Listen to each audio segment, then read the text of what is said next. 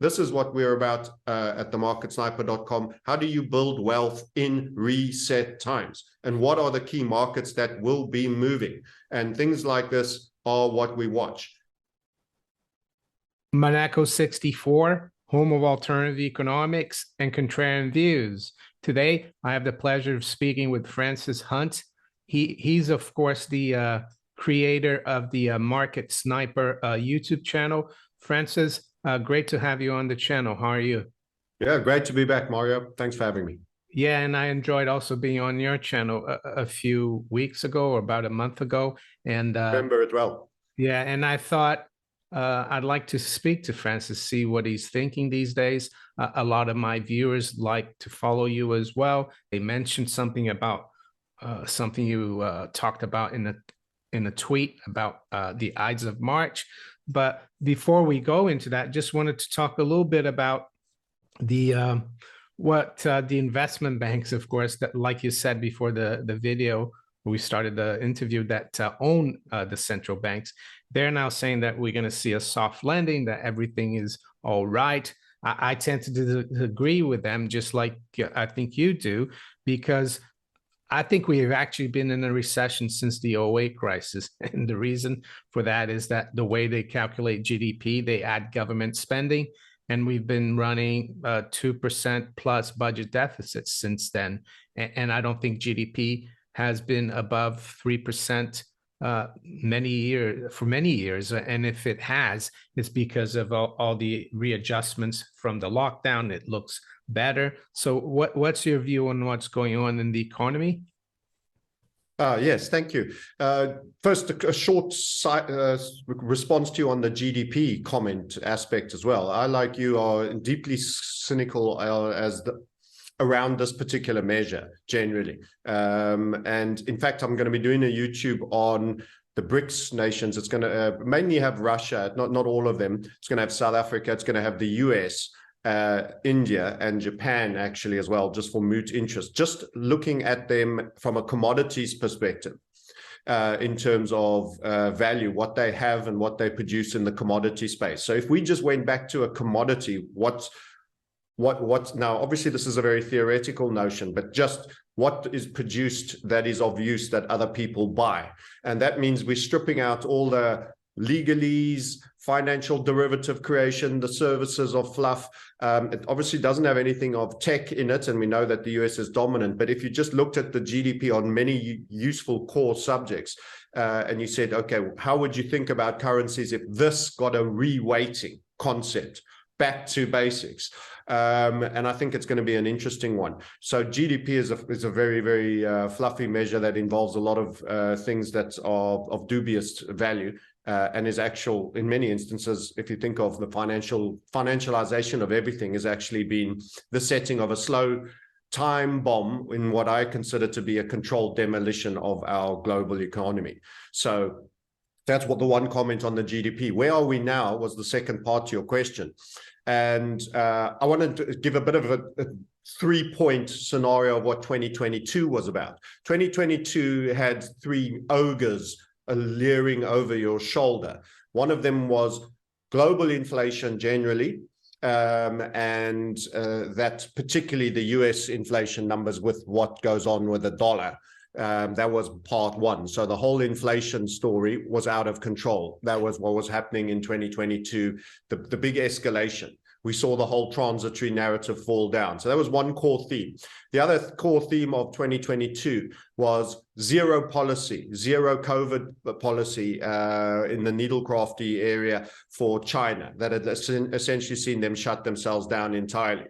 The third one was the European energy crisis. So these were three dominant themes. And I think you'll agree if I were to summarize that those were big stories that were regularly milked for headlines over the period of 2022. And every one of them was, in essence, negative.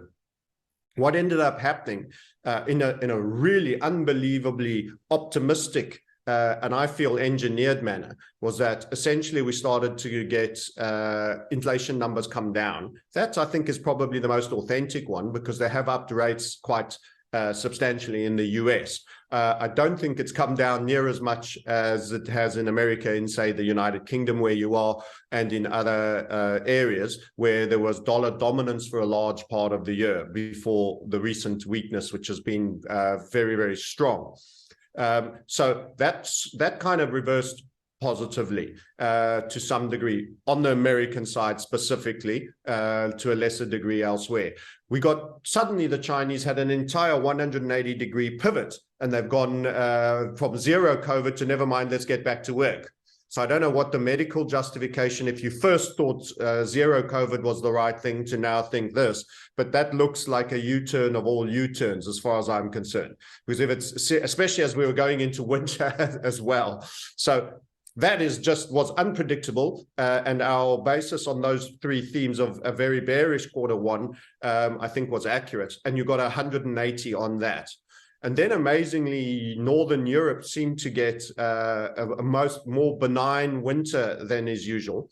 And I can tell you a lot of underhand washover deals have been done. So I'm also in a lot of South African groups, and I shared with my community a citizen, because they're very angry about Eskom there, which is not providing electricity. They have lockdowns and various other things. All their high-grade coal has been sold to China, and they've been putting low-grade into their power plants, which require higher maintenance, not done the maintenance, and now they're actually breaking down. So this is an absolute misgovernance. This, for me, is destroy an asset so it can be bought up cheap, and then some work can be done, and it can be re-phoenixed by the the forces that are the typical ones that are there to benefit from that. But anyway, the WhatsApp was of about 340 trucks, still counting while he was driving, and he was counting them, and they were all double container trucks, all with high-grade coal, and those were going to Richards Bay, which was a port that feeds around the cusp of both China and Europe. And Richards Bay can just go up and through the Suez Canal, around the Horn of Africa, Ethiopia to Europe. 700% increase in coal provision to Europe from South Africa. And we're big miners, as you know, down there, and that is unheralded. So that kept the European, these dirty deeds done kind of very quickly. And don't forget, most of these prime ministers are all World Economic Forum prime ministers. So actually, our predictions, we made predictions that there is a stronger possibility than normal that you might have grid downs, dark blackouts, and all of that. That's not happened. We've been, in terms of that, inaccurate. But they've done everything under the sun to do makeshift deals to keep the fires burning there, and including burning black coal, whilst sending their ministers to go to Davos in private jets to talk about have freakouts like Al Gore about green policies. So actually, all the big three disasters were technically, at least for now. And I say at least for now because they haven't gone away, but they were at least capped in their threat going into 2023 now. But in the manner that they were capped, they were more postponed than actually dealt with. So in actually, all we've done is what often is used, and I try to avoid using the phrase because everybody uses it, but it does sound like a can kick in terms of many things. So all three of those things that threatened have been softened. And then they got this plethora of banks that all actually own the Fed to come and run cover for the Fed and predict soft landings. And you've even had the man who's a university guy recant the yield curve inversion. I forget his name, but he's with some professor, and this would be the 9th inversion. And he's saying, no, this time it won't be on, even though it's got 8 out of 8. So this is the usual academia is owned by the people that fund it, much like the pharmaceutical industry. And I say, no, 8 out of 8 is good. The likely prediction is that the 9th one will be good too. So, that's kind of where we are. So to me, this is a media and a masking tape exercise to have dealt with the three ogres that have done probably the most at best, but postpone them. If I'm to top that up with further intel that has come in subsequent even to recent releases by me, you've had Discover come out and highlight that the American consumer is essentially wrecked. they have absolutely spiked their allowances for bad debt. So Discover is a card lender, credit card debt we're talking about, who reported yesterday their share fell at one point as much as 7%, bit of a rebound at the close. They were polishing a turd a little bit, saying, well, it's more to show how healthy everything is. We're making big allowances in case of, et cetera, et cetera. It's absolute nonsense. The average interest rate, and in fact, if you're good, I can show share screen, because I've got that article up right now. And I'm just doing myself a YouTube on this point.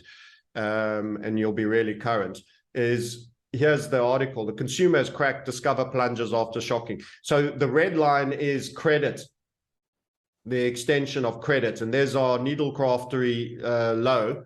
And the savings rate is the green. So you'd expect these things to be inverse correlated, and they are.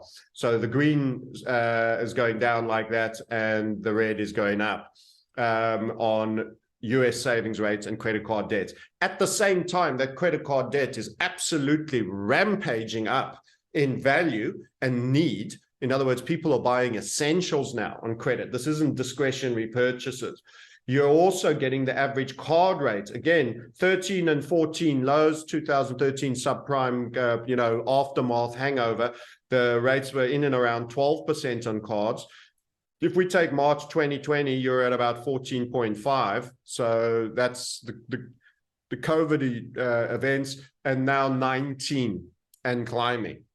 So this is as a result of A, the Fed's increase in interest rates, and B, the extortionate tertiary extracting margins that credit card financing actually does charge, which is probably the closest to unsecured debt. So the cost that many people are paying is going up on a much larger sum. So you're having both the increase in debt and the increase on cost per unit of debt. So you could be getting double and 2.5 time multipliers on people's cost per credit. And in exceptional circumstances, you could have people in 3, 4.5 times, because they've ramped the card and now they're getting closer to the edge. And there might be, this is an average interest rate. Don't forget, if you're a little bit subprimey, your cost can go up to just barely below 30. I think most of them I think you get into loan shark territory beyond 30, but you could have people at 29% in some instances on the most frayed part of the credit curve, which is going to point to a lot of downswings. Add in the housing market, and this particular headline is kind of interesting. The current housing price bubble. Now, this is prices, how they are pre-correction, and we're already starting to see substantial US correction, Canadian correction, many other nation state corrections. You in the UK, I'm sure, will be terrified with headlines from the Daily Mail and the like about prices dropping in the UK, and the ability to borrow and the ability to buy for extortionate prices and valuations are being recanted. But over here, that headline is going to make almost the extremities of the 2008 bubble look small, and people are welcome to go and check out those two zero hedge articles for themselves. But in that environment, everything we are forecasting is coming, is the logical and rational conclusion to make from this. And anything where we've seen slight 180s and a little bit of curve management on the max doom is merely being media chicanery, bank chicanery, who are, of course, as you highlighted, the owners of the Federal Reserve themselves, that need to make it look like they've got it all largely under control, and we're coming in for this lovely glide and nice touchdown. No soft landing is the market sniper's opinion to your question. Yeah, and I remember that airplane that landed on was it the Hudson River some years ago? Yes. I think it's going to be more like that. And the other thing that you mentioned is this professor from a university that came out and said that inverted yield curves don't matter anymore. And I remember they said the same thing in 2019 when the yield curve started inverting. They said, oh, it doesn't matter anymore. And lo and behold, we had the massive crash in 2020. Some people will say, oh, that was because of the lockdowns. But I would say, as we've spoken about this many times, not just here with you, but also on our channels about the repo crisis that started in September of 2019. 100%. Yeah, and the other thing that you mentioned there about the energy crisis, that South Africa has been providing high-grade coal on the sly to Europe. I also saw the other day that Greta did a protest in Germany at a coal plant or something, and she was arrested, but she was smiling with the police. You know, I think they're just trying to show that they're trying to fight that, even though they're starting to use coal again. And I saw yesterday, though, Keir Starmer, who's the Labour leader and the leader of the opposition in the UK, he went to Davos and he said, oh, a Labour government would not open up new gas, exploration or oil exploration. So it seems like these people are crazy to me. You know, they have this net zero agenda, which we passed it here in the UK. It was the Climate Change Act of 2008, and it called for net zero, I think, by 2050. And out of all the MPs, only 5 voted against it. And I had one of them on my channel, a guy called Peter Lilly. He's retired now. He's now a lord, and he actually came on the channel and said, yes, that's one of the reasons why we've had the crisis. Because all these renewables, they cost so much, and they're not reliable. Like wind and solar energy are not that reliable, depending on the time of the year. So yeah, some interesting things going on. As for Davos, I don't know if you saw Rebel News. Yes, they accosted the CEO of Pfizer. So I think that's really good that that's coming out. And you mentioned, I think, China and the fact that they did a 180 with their zero COVID policy. And I personally think is because people were getting angry, but I've also heard that they're still being quite draconian through the back door. But what I would add to that as well is New Zealand, and we've seen that the prime minister there, who also followed the zero COVID policy, she's had to resign. And I think in December, she had said that she was going to run again. So what's going on? It's interesting, you know, hopefully people are waking up and realizing that these people are kind of megalomaniacs. But with that, back to the markets, maybe you could talk to us a little bit about your views on different asset classes in the short term and longer term. Another thing I would show that will probably feed into the overall story, and I think your viewers will find interesting before we drill down into the asset classes, is the extremity of the yield curve inversion. So for me, the bigger the dip, the harder the eventual outcome. In other words, the proportionality of these things are vast and do matter. And in actual fact, as we got deeper into the Fed financialization of everything, we actually had smaller dips and still huge crises. So the sensitivity actually decreased. So if you look at that, the Asian crisis was a massive crisis. Many won't remember it. I might be giving my age away, but I was wearing a younger man's clothes back then. But I remember all that happened in there. And, we had the then Thailand head calling people who traded locusts and things like that. But I think he was more referring to George Soros.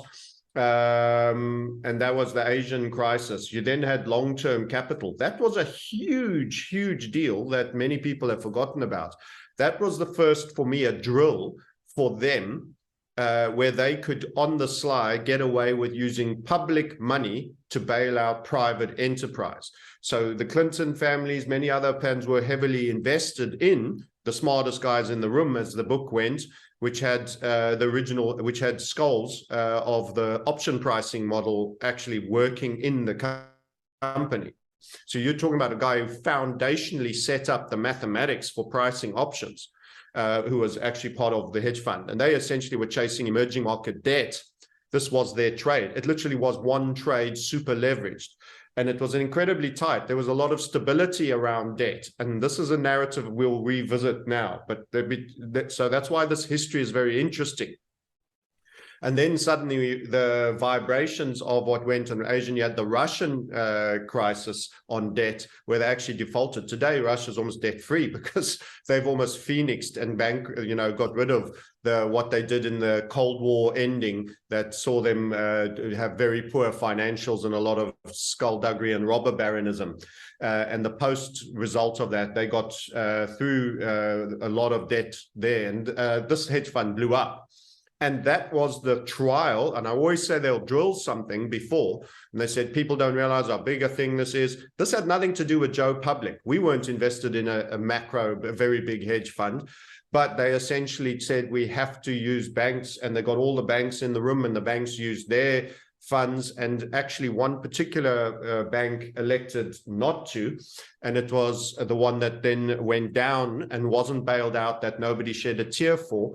Not Lehman's. I'm trying to remember the name. I think it was the one that used to have the silver holding. Somebody Bear Stearns. Bear Stearns. Thank you for helping me there. And they were taken over by Merrill. No, by JP Morgan. JP Morgan. There you go. Yeah. There you go. And that's why the silver position went from Bear to JP Morgan. Yeah, that's right. That's right. That's right, because they were the original holders. Thank you for prompting my fading brain. But they had opted out of the bailout of long-term capital. They were the one dissenter, and everybody said, you've marked your card, your dance card for that, because when the time comes to dance for you, you'll be let to go.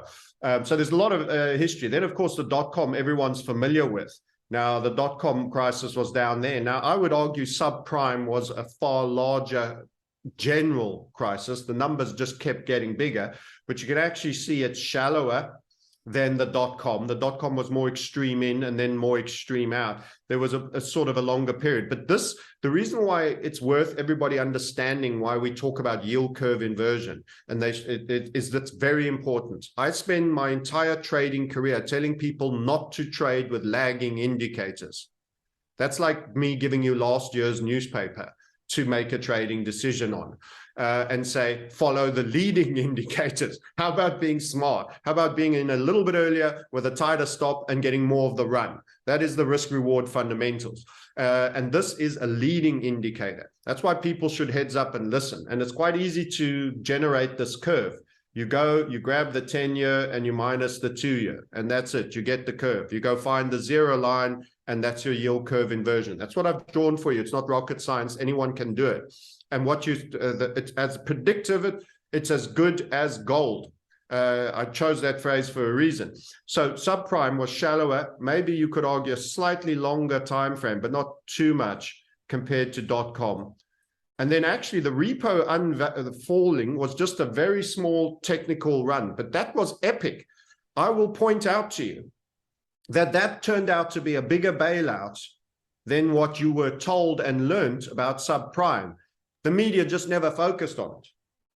This is a key point that so few people realize, that in March 2020, after the September, October events, where they said, listen, just keep lending to each other. We're going to make you all whole. We're going to send you a whole bunch of money. You then had 3.69 trillion go to a single bank, BNP Paribas. You had 2.7 here going to JP Morgan. You had, all the major names were in and around 2 trillions. And this was European and American. This was the Anglo-Saxon Ponzi derivative financialization of everything, the casino that they built on the back of the casino that's on the back of the casino, each time with 100x. Yeah, I just wanted to ask you a question. Sorry to interrupt you. Did you hear at the time as well? I heard that Bridgewater Associates, which is Ray Dalio's hedge fund, was in trouble in 2019. And I know that all those funds went to the banks, but a lot of the banks are prime brokers to the hedge funds. And I think that even the BIS did a report in late 2019, early 2020, alluding to the fact that the hedge funds were in trouble. So it seems to be like a repeat of LTCM. Long-term capital, exactly. Only you never got given the whole story this time. They just pushed everything through. The media, the lack of financial media coverage on the events of 2019 Now, at that very point, we were standing in South Africa in November, calling oil a mega collapse to single digits. And then February that same year, we were at the Dollar Vigilante Jeff Berwick show, standing on stage and saying the probability of a single digit oil, at the time it was $67, was outlier. And we were a long gold, short oil on this event.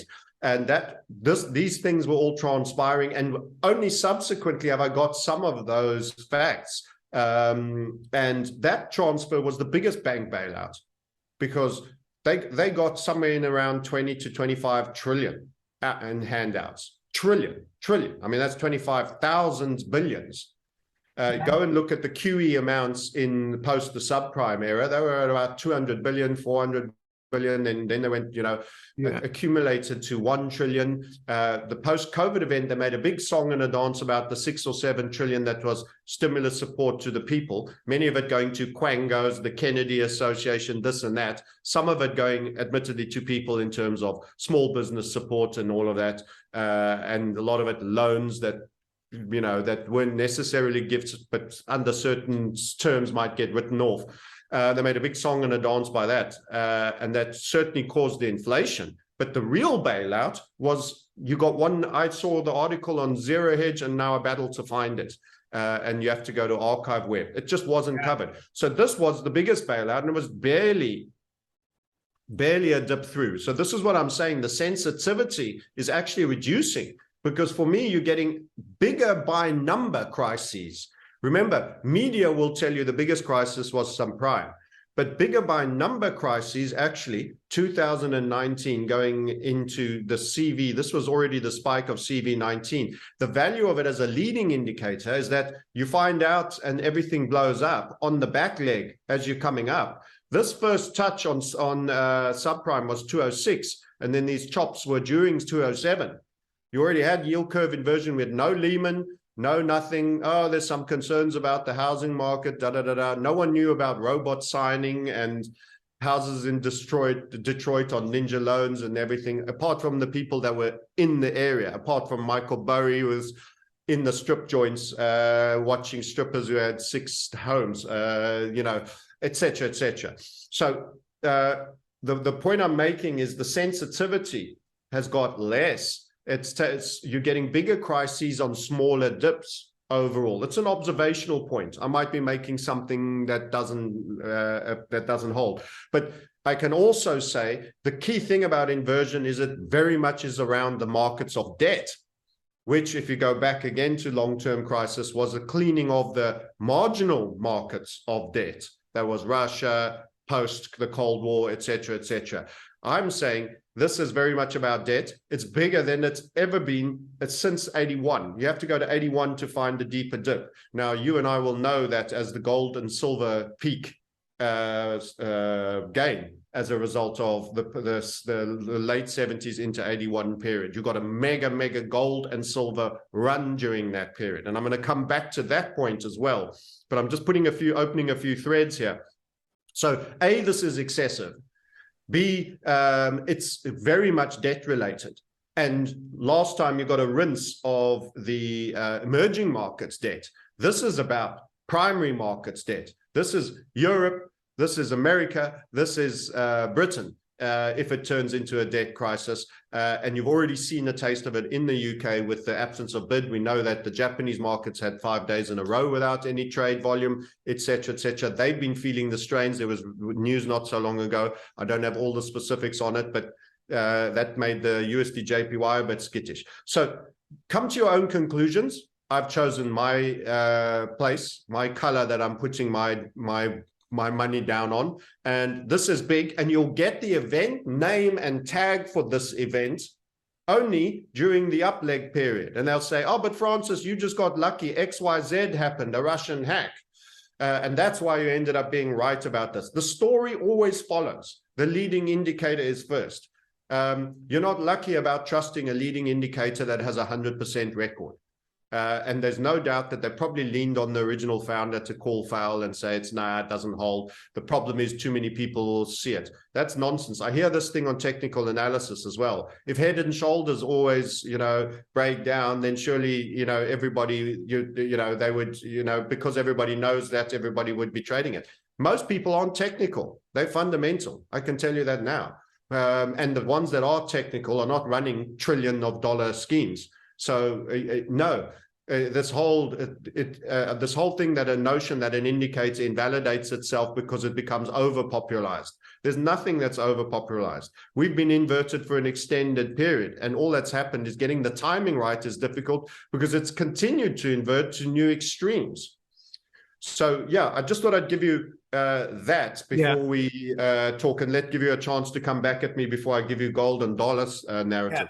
Yeah, I just wanted to add on the inverted yield curve, why it creates crises. And in my view, maybe you have another opinion, or you could add on to it, is that banks in the financial system, they prefer an upward sloping yield curve because they will borrow short and lend long term. And that's how they make their money. And seeing that we are a heavily credit-based economy, if the banks are have an inverted yield curve, their profit margins go down massively, and they can't lend as much, and then the economy slows down and you get a recession. And that's the fundamental reason why curve inversion is so bad for the economy, aside from looking at the technical that we can see.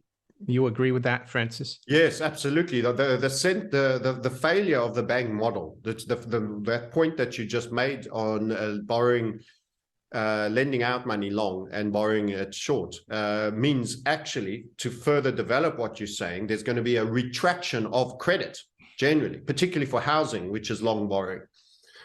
So what that actually means is banks are going to be doubly disinterested in making mortgage loans right now, because they're making loans at rates where they're making no money, and they've borrowed more expensively. They're actually locking in a loss.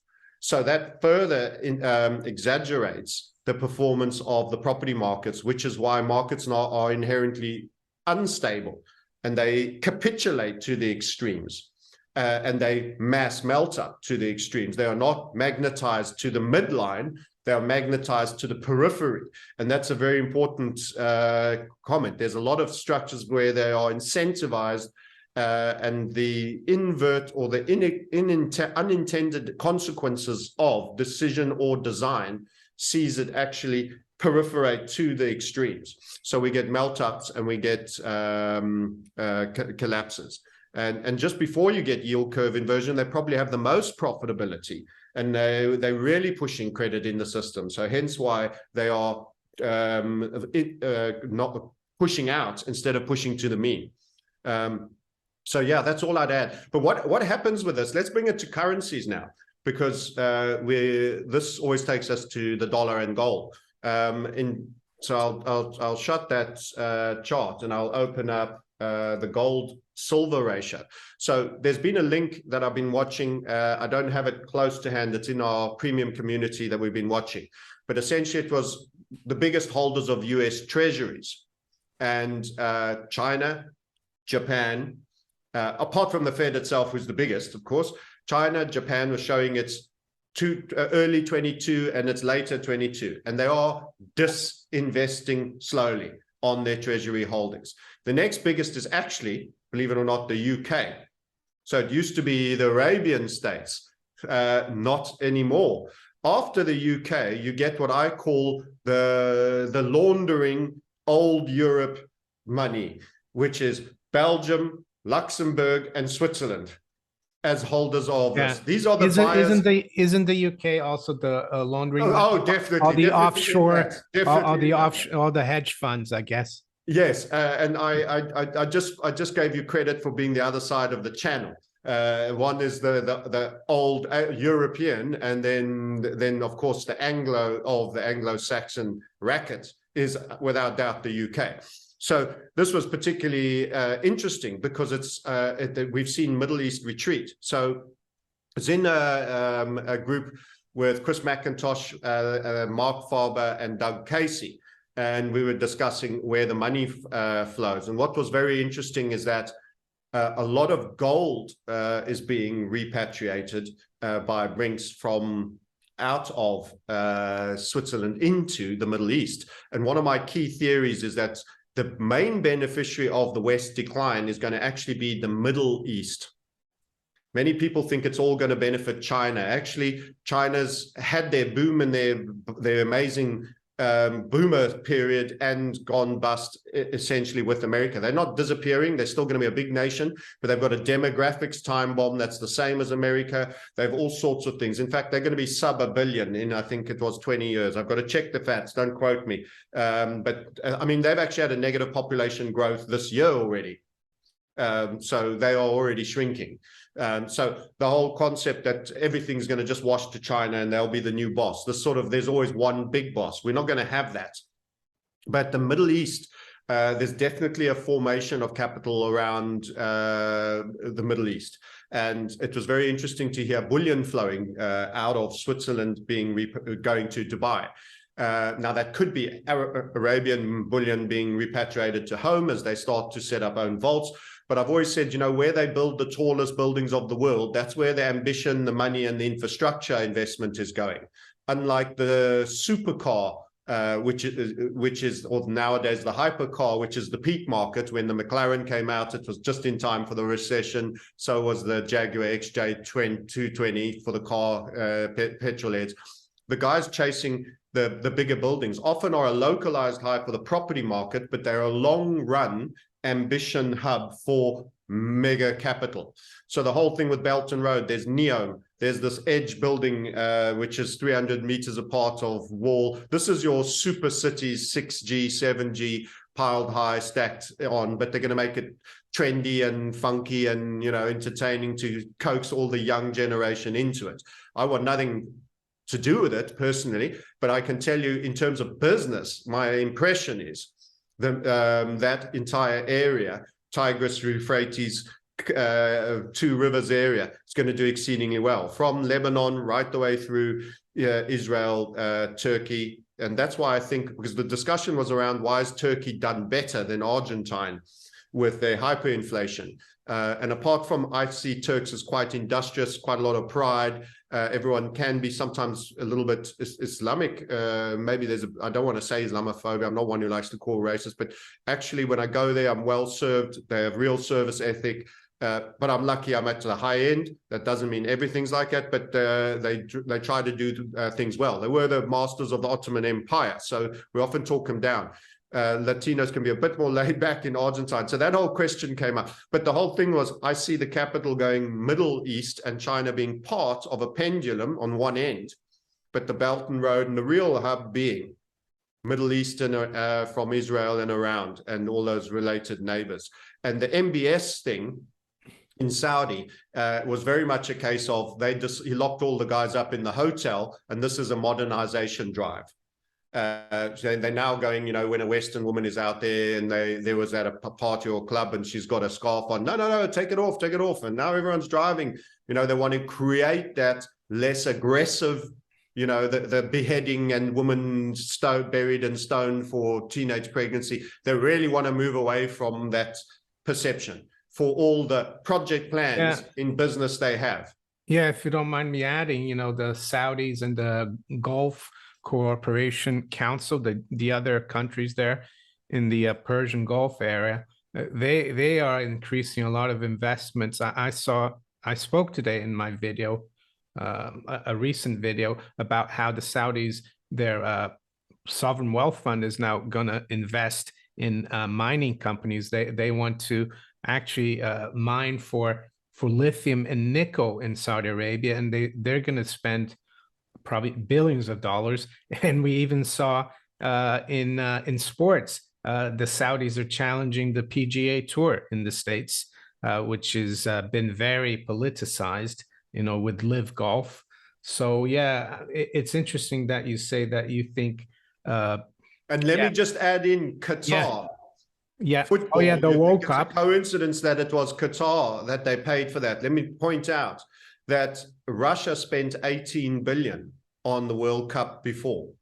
they spent over 200 billion US on the World Cup that has just passed. Never mind the bungs and bribes that aren't in their balance sheet and everything else that goes. Then you add the fact that they've been added to the Formula One circuit, a decade or so ago, and that's been emphasized a lot more as well. You're getting a lot more normalization and centralization of the banner events coming through them. And now where's Ronaldo gone?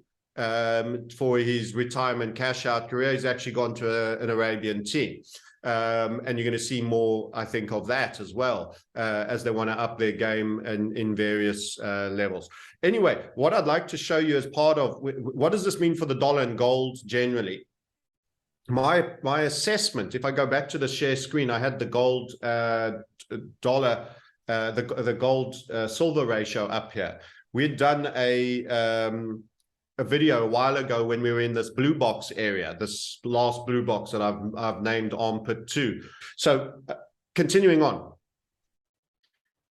From this armpit 2, this blue box area, we expected a rally on the gold silver ratio. And we were wondering now, is that going to be gold and silver coming off and gold less so? Or is this going to be on gold actually outperforming silver if this happens? So we're a scenario. What we've actually seen is it's gold outperformance to the upside.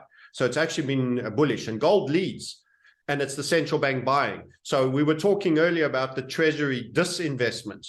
And if you're asking me, where are those sovereign nation states going with the money that they are taking out of the US Treasury environment, hence weakness on dollar as well, it's been making its way into precious metals. So when there's a changing of the guard, the people that want to assume, or the structures, if it's the BRICS nations, that want to assume a larger role, let's not say a leading role, let's just say a larger role for now, because I don't think anyone's going to lead. I think we're going to have these options.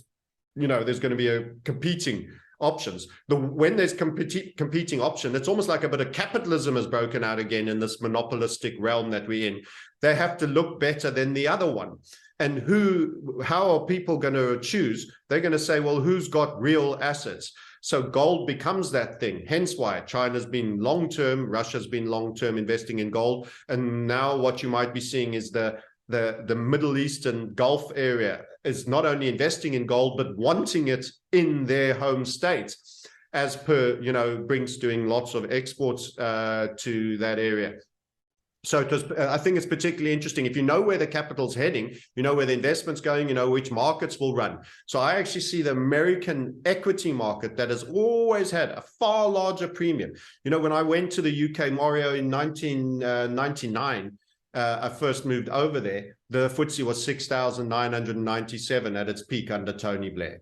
Now, I think it's about 7,100 or 200. I haven't looked at it in ages, but that was 99, and we are now 20.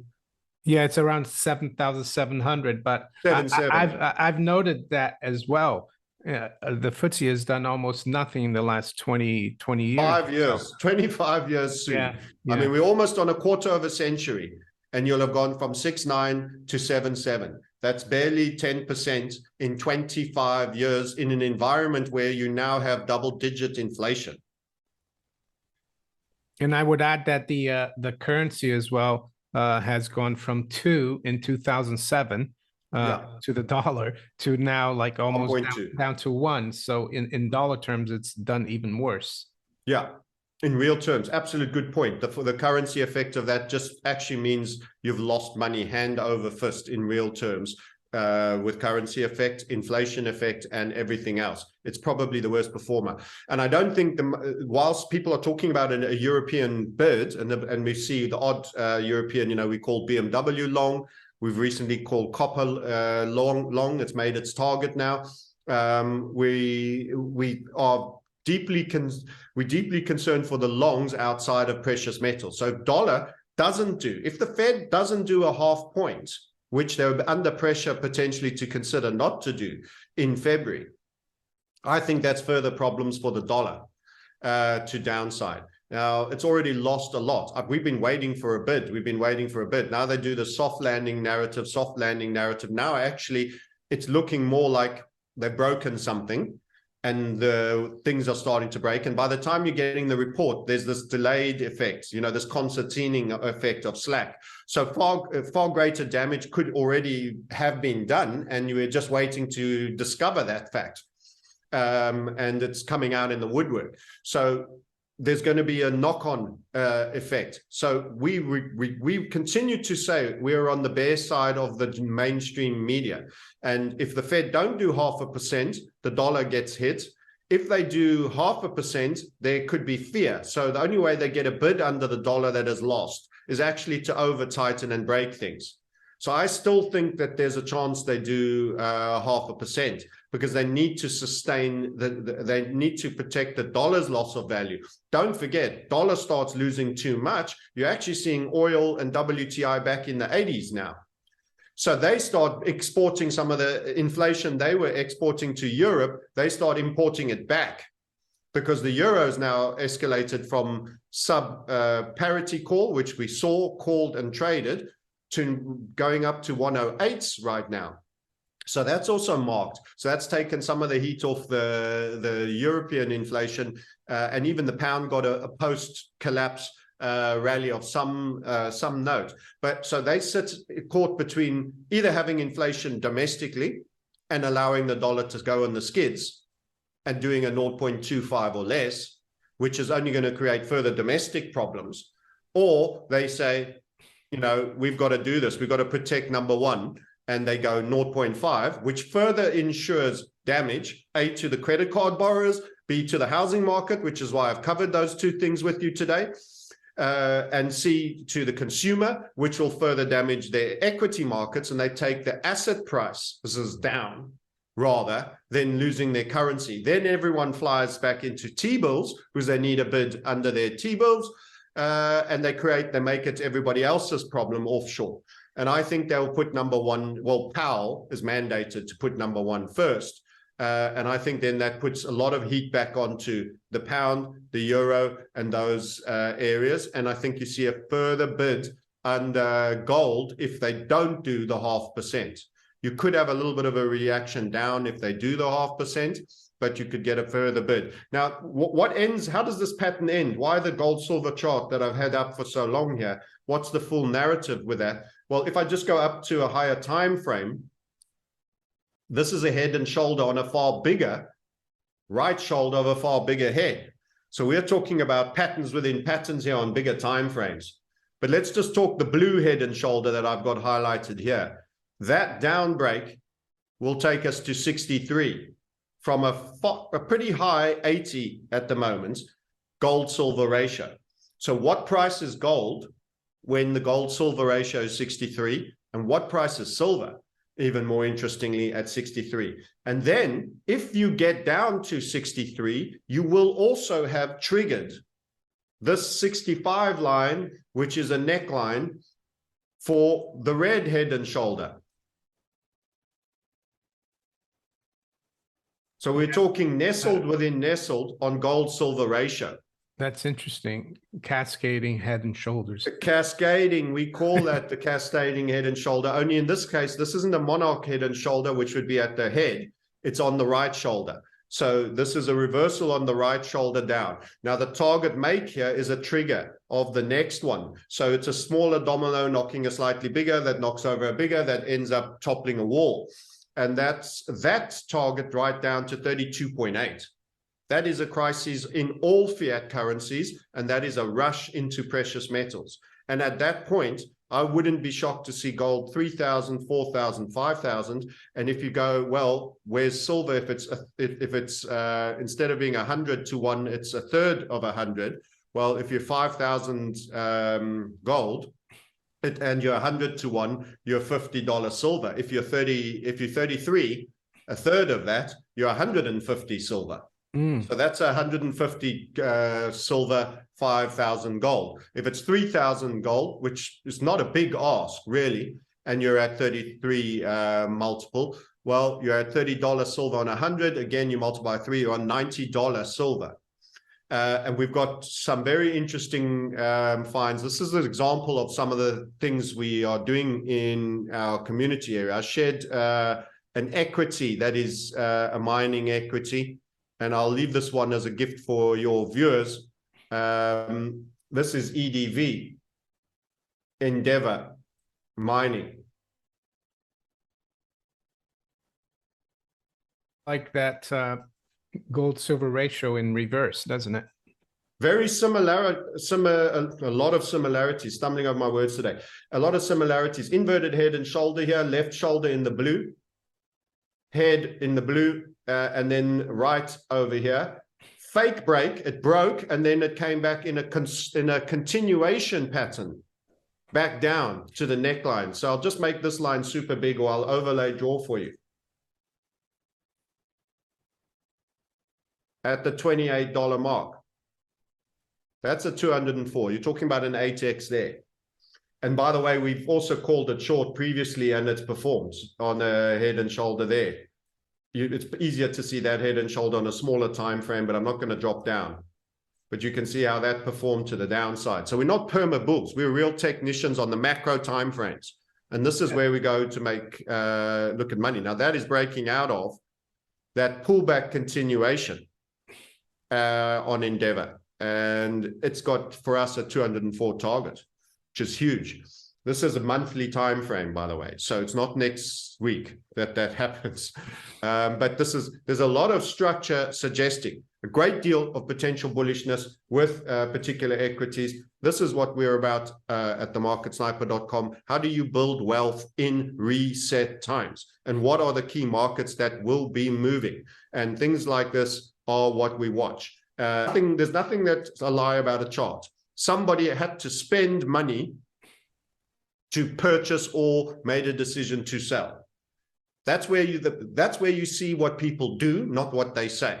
And most of what we've been speaking about, the bankers on soft landing, is what they say. As I say, now's the time to think about your metals, and this is real money. And I think we're having a real money crisis coming. And now we're starting to see, the thing about miners is it's even a leveraged play on a already potentially volatile situation that could be going very strongly up.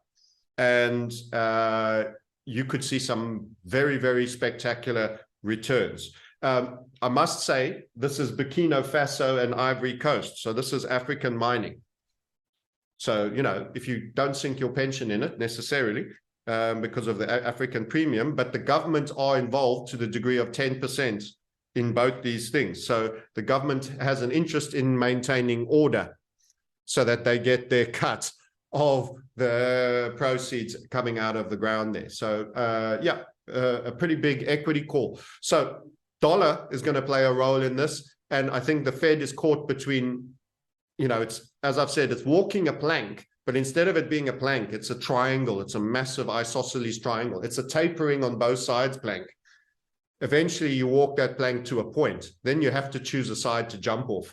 And you're going into the shark-infested waters. They continue to tighten and kill their consumer and kill their stock market, but keep the dollar with a bid and keep the Treasuries bid. Option one. Option two, they start showing that they're going to soften, and they, instead of doing the half, they look like they're doing a full-blown pivot and only doing 0.25. The dollar dumps. They import the inflation back that they exported to everybody else. They start to have pushes up in their CPI number. They start to have problems buying their debt. And I don't think they fancy that option. So I think it's the former. But I don't know. What's your take? And let me let you unpack some of that. Yeah, I thought the Fed was moving to a quarter. That seems to be the expectation now for February 1st. But you could be right about 50 basis points.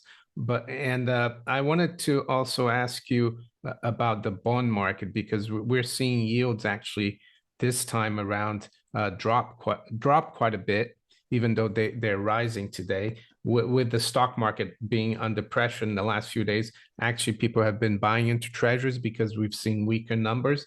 What's your long-term view for bonds and yields, government bonds? Do you think we're now in the opposite of what we've had since the early 80s, where we're seeing lower high yields and lower lows, and we're going to see higher highs and this is just a correction in a bear market? I think you pretty much got a large part of my answer. So there is going to be a fear trade if they do what I think they're going to do. I'm not saying they're absolutely doing a 50%. They might do back off. They might say there's been sufficient softening, but then I think the dollar will wear a bit of that, because then everyone will go, oh, how much are you softening on the next increase as well? And then they'll start pricing in that. I think you probably have seen a bit of pricing into the dollar, them maybe not doing a half point. It's just a question of, are they going to give it to them? But so I don't have a view. I just say whatever choice they take, I'll draw my conclusions from. So, but in terms of yields, your question is around the bond market. The fear trade will be to buy dollar and to buy treasuries still. The smart money, more of the smart money will go, I'll buy the gold and the silver and I'll take physical delivery. So I think the genie of the magic of the safest investment being debt has been, the spell has been broken on that. And we stand by our call that the debt market turned at the just post-COVID event highs. That is the TLT chart, which I can bring up again. But that doesn't mean you aren't going to get significant bids in real moments of fear into the Treasury market. There's one other thing that I'll throw in as a little bit of a wild card into this discussion, is we've got the usual charade of the debt ceiling. And everybody is used to this just being a bit of political theater, that there's a lot of huffing and puffing and moral stamping of feet about being, living within your means, only for them to largely fudge some deal with a couple of clauses, and then you end up moving merrily on. And most people are saying it's a non-event, and that's usually could be the point where they actually, it could be a very good surprise vector for them to actually make it a point for the first time ever. And that could see them actually use the debt ceiling to force a situation. One day that could happen. We can't get, my only point in that is, don't get so benign that every time we think it's going to be exactly the same. Here's the TLT though, and this was our top call, and we were the only ones, and it took about 2 years before people joined us on inverted HVF structures. My lines have slipped slightly here. TradingView seems to do that if you haven't visited the chart in a while. Let me put it on regular. But up over here, when we had an inverted HVF break and this whole squeeze, this triangulation, we had a compression here. We argued that was going to be a down break, and that was a blow off as a result of the exceptional events of COVID. And we drew the head and shoulders. We predicted a call down to here and then a subsequent rally.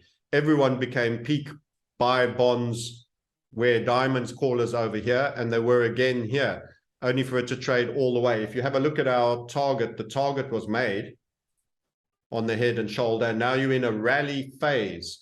But for me, this is a secular turn for debt.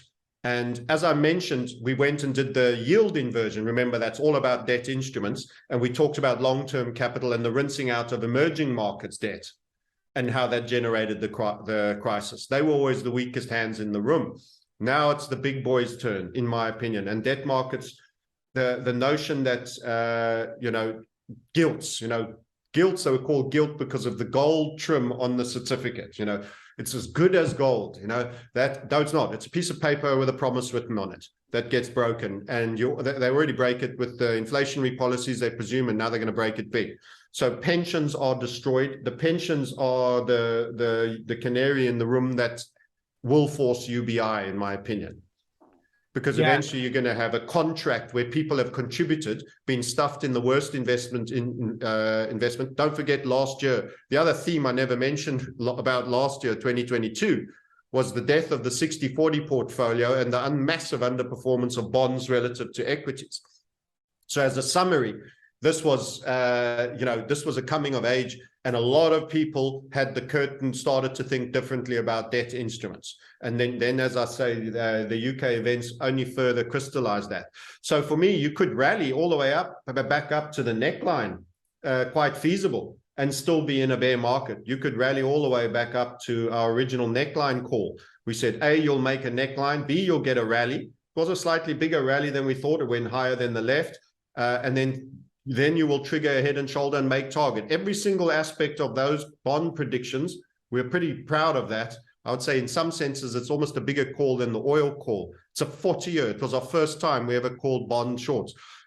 We get plenty wrong, by the way, 100%. That's not a braggart moment for braggery. But I would say of anything, the amount of people that will just BTFD on bonds, and I'm talking about a lot of people with big followers on crypto, Twitter and FinTwit and all of that. Getting short there was a very, very big call because it was still close to all-time highs. And this is where it is today. That is a demystification. It is a head and shoulders that's performed to target, could have a rally, but is a cycle turn on something that, if you really look at the long graph, could die far faster than it grew. So if we just go to a monthly here, this is how it's gone up. This is only 2003, the TLT. I probably need to look at... Yeah, I mean, I've looked at the long-term 10-year yield from the 1980s, and we've firmly broken the, the downward trend. So there you go. Yeah. I mean, this is a turning event. That is a turning event. The interesting question will come is, will there ever be a pivot in confidence apart from treating crypto at the moment and Bitcoin as just a high beta proxy for tech? Will there be a pivot point where people start to say this is similar alternative money scheme and we get a reversal? Are we looking at the early green shoots of a reversal, or will, when we have the events, so I was speaking about there will be a event, and I used Russian hack. By the way, that got mentioned again by somebody at Davos. You were referring to some of the clips that came out of the recent Davos shindig. That got mentioned again. Will there be a pivoting point where crypto stands around on its own and starts to go up? So we are watching Bitcoin and crypto against oil, gold, NASDAQ. And it is in a falling wedge against the NASDAQ. So at some point, our opinion is that actually there will be a bid come under those things again. But you don't want to be too early, because if you get this demand destroying event, which could be everybody in the Western world, Bank of America started to have a little bit of a noise, a bit of a Credit Suisse type vibe to it, you will end up with a situation that everything sells, in that opinion, including gold, the paper price of gold, certainly. I won't be selling mine. I'll be looking to buy more on the dip, but I would imagine the premiums will stretch some, but even still, you'll get more. But in a demand-destroying event, you could have crypto double dip. But at some point, I expect that it might be just interesting for your guests. I'm not sure how much time you have left. I'm happy to take you into Bitcoin just for that, because I'm sure you have some crypto guys. Just one comment about the debt ceiling before we look in. I don't mind looking into the cryptos. Is that I saw the CEO of Goldman Sachs, who I'm not saying I respect the guy or anything, but because I don't like that institution. He's at Davos, and he actually mentioned the debt ceiling, and he said he thought it could be a problem. So for him to come out and say that makes me, like you, wary of a problem that could come up with the debt ceiling. Last time they went down to the wire with the debt ceiling. And they've never been more polarized than before. Oh, the yeah. leftism, yeah. And the scientism and the decrepitness of the current incumbent, and the America at a street level, I think, they always were folksy and friendly to each other. And now I understand, and I speak under correction, but many people are always thinking, do you think that's a Democrat before they say howdy? Is it a leftist, or is that a redneck or a Republican or whatever they want to infer? So people have lost their common courtesy of principle. And when you lose, principle and you become a politicism, you lose a principle of decency to a fellow man, regardless of their position. That is a deeply divisive tool. And I think that's very successfully brought that about in the recent political discourse that started, from Trump. It even started before, you could argue, because the left hated Bush too, particularly. And it just got more and more, they intended to stoke political divisiveness. So if ever you've had someone who'll spite their own face to slice their own nose, somebody else's nose, it's this kind of mentality. And then things could go into a contagion that they can't reverse. If they go, okay, we're only playing, let's do a quick deal, we'll sign. You could already then have a contagion-based event that goes out of their control. Yeah, in 2011, it almost went into a crisis, and the price of gold went into a new high, and Standard & Poor's downgraded the U.S. Treasury. Good point. And Lynn Alden was referencing that very aspect, actually. And she also referred to 1979 as a year that, in fact, officially, America already has defaulted. That for a couple of a technical glitch and a various bunch of computer things, they didn't make payment on time. And then they came up with the money and made payment and then paid some compensation for being late. But you've already had.